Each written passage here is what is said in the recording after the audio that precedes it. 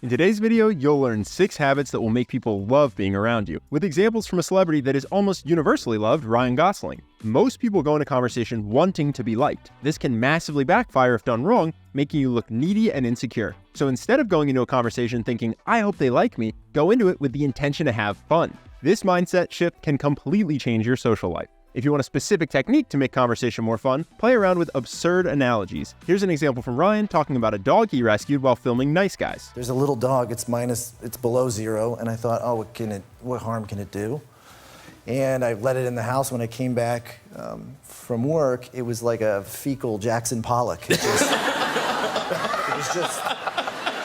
You might think this is hard to do, but it's actually easier than it looks. For instance, in this next clip, Ryan is embarrassed by a dish towel covered in pictures of his face. He doesn't want to look at it. What's the first analogy that comes to your mind when you think of something that hurts to look at for too long? Hey girl, bet you'd rather be doing these dishes.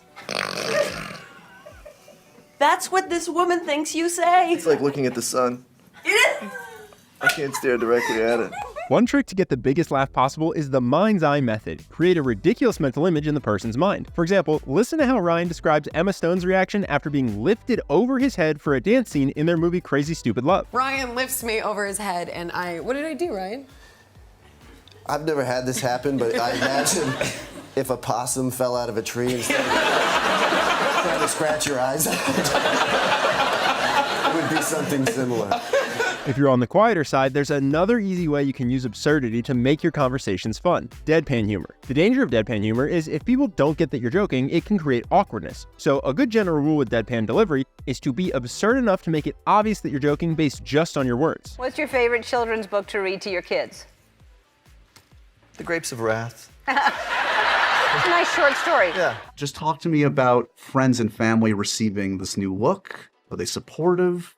How are you feeling on set when you're in the costume? Put me in your headspace right now. It's been cathartic. Yeah. You know, because there's always been a Ken inside of me.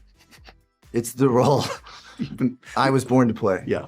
You know. You saw there that even though Ryan starts out deadpan, he'll often transition to showing a smirk or a smile to let people in on the joke. I've had this Kenergy, if you will. No, that's beneath you. And the Kenergy is alive in me now. You're better than that. I feel a Ken in you. Smirking or smiling makes it easier for people to recognize that you're being playful. It lets you do stuff like this next clip and get a laugh. All right, I'll go with you, No, Harrison. I agree. You're my man. You're my man today. Get out of the way. Thank you.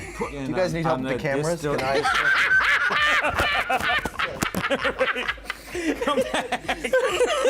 That's another easy, low-effort way to get a laugh, a fake walk-off. Ryan loves this joke and uses it repeatedly. But there is also a triumph of the human spirit. Okay. I'm invested. All right. What can you add to that? Is there a mic I can drop?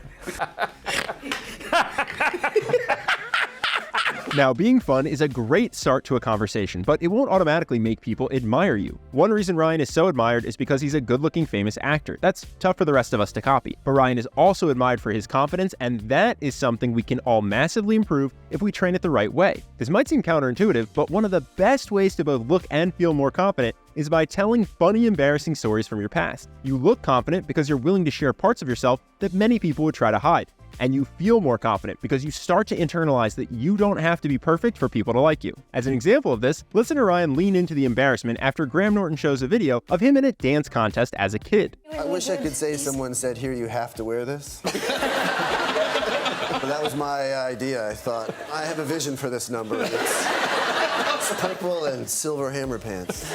You probably noticed there, when you emphasize that you're aware it was embarrassing, that's what invites people to laugh with you. The best embarrassing stories are lighthearted, cringy moments from the past, stories where no one is deeply harmed and the laugh comes at your expense. Once you find a story you like, you can make this a go-to story that you use frequently with new people. Most great storytellers have these go-to stories. Here's one of Ryan's about a massage gone wrong. This guy's idea of massage was to like take my one leg and the other arm and try and connect it behind my back. And he's trying to connect them like this, and I'm in such pain, I go like that. And then his belly went in my mouth. Oh. You know how when you eat something weird, your brain sends your tongue to investigate? It's not a conscious thought. It's just like, is that a bone? Figure that out. And the tongue goes in to figure it out. Handling embarrassment from the past is easy. After all, you've grown and changed, you're no longer that same person. But how do you handle embarrassment the moment it happens? Most people try to pretend the awkward moment isn't happening, but you can actually display confidence if you call attention to your awkward moments and laugh at them. I have to admit something. Oh, yeah, okay. I didn't try the suit on before I came out. And I realized that it's so tight. So next time you catch yourself making a small mistake in conversation, invite people to laugh with you by calling it out. Ryan's frequent co-star Emma Stone has the same habit. In this next clip, listen to how she saves a bad story after realizing she's sharing unnecessary details. So I had a cast and all the, it was miserable. It was the day before the last day of school. Anyway, I had internalized this. That's a really important It's an important detail. I really know how to tell a story. Anyway. Calling yourself out with a smile can turn a boring or awkward moment into a moment where everyone is laughing. Sharing embarrassing stories and calling out awkward moments also helps create authenticity in your conversations. When you and the person you're talking to feel that the other one is being authentic, that is what creates a deep connection. You've done a little on your end already with the advice in this video, and you can also do this with how you react to the other person. For example, watch how Ryan creates a more authentic conversation by gently calling out this reporter for how she describes his co-star. But your daughter, what was it like working alongside her? She's just a star in the making. Yeah. You said it that because you didn't know how to pronounce her name. I don't. It's Angourie rice? It's Angourie. Angourie rice. And they say it so well already. I have similar fear in my eyes too. I can see it. This doesn't mean you need to be the authenticity police and call it out all the time. In fact, an easier way to create authenticity in a conversation is to compliment it when you do see it. For an example, watch Ryan in this interview for his movie Blade Runner 2049. Notice how he reacts when the interviewer says something most people wouldn't have shared. Because these were from the original Blade Runner. Oh, cool. This is what they used. Beautiful. So I thought, attention to details for fans will probably like that. That's so cool that you did that. Yeah. Are you a fan of the original? Never seen it.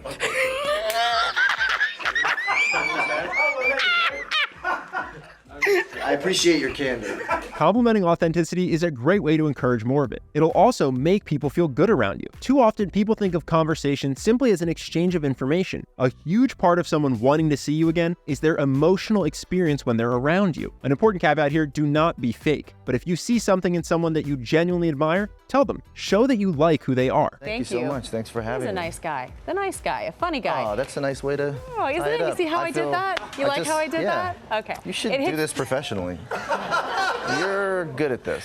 You can come back tomorrow. I believe you're going to be the best host ever, my friend. Well, thank you. Well, I hope I was. If you're worried this will make you seem like a suck-up, you can mix some good-natured teasing into the same conversation. Here's an example from Ryan a minute later in that last clip. Who hosted the Oscars the year you were nominated for? Ellen.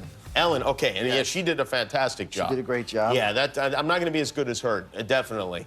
Well, that's not with that attitude. Come on, man. For more lighthearted compliments, you can combine the compliment with a joke. Ryan does this in this next clip, complimenting Conan on his iconic string dance. You seem like such a fan of a string dance. Have you ever tried it in the comfort, the privacy of your own home? I can't do the string dance. Nobody can. I had a friend who died trying to do this. One important note here, truly charismatic people make everyone feel good about themselves, not just people they are trying to impress. So take time to acknowledge and appreciate everyone, especially the people who normally get ignored. For instance, most guests on a talk show just walk in, greet the host, and start promoting their project. But watch what Ryan does. You got some sweet moves, my friend. Thank you, my brother. Thank you. It is so great to see you, bud. It is nice. Everybody should have that experience once in their life. Walk into a room with the Roots playing. Exactly, yeah. There's nothing like that. How's it feel to be? If you build this habit, it's very likely that some people will reciprocate and start complimenting you. One charismatic way to respond is to be playfully humble. Is it overkill, you think? It's a little too much. Think you're overexposed, everything? I'm sick of myself. Really? Wow. Yeah. Wow. I can't imagine how everyone else feels. And how does I saw the applause sign. I know. That there are, married, 53-year-old men whistling for Ryan. That's the kind of effect you're having on these people. Is this That's my mom and her friends. Told them not to come. Don't respond like this to every compliment, but mixing in some playful humility along with genuinely appreciating compliments is a powerful combination. Now, obviously Ryan isn't thinking about all of this while he's in conversation. He does it without thinking. That's your ultimate goal too, to be charismatic effortlessly, without even trying. One way to do that is to build these habits one at a time. So you pick just one thing you like from this video and make it a point to try it in your next conversation. Stick with that one charismatic habit until it's something you do naturally, then move on to another. The second, faster way to do this without thinking is to internalize the confident mindsets that naturally create charisma. One of those confident mindsets that you can learn from Ryan is self-validation. You don't get the sense from watching Ryan that his main goal is to get the approval of other people. No moment captures that better than his reaction at the Oscars after his movie La La Land was initially announced for Best Picture, only to have it taken away and given to the real winner, Moonlight. The actors in the audience should be much less invested in this award than Ryan since he's the one in the movie, but look at their reaction compared to his. Well, did you see what the crowd looked like? Oh, we've got a picture of that. The crowd are amazing. Matt Damon looks like he's swallowed his own teeth. With shock.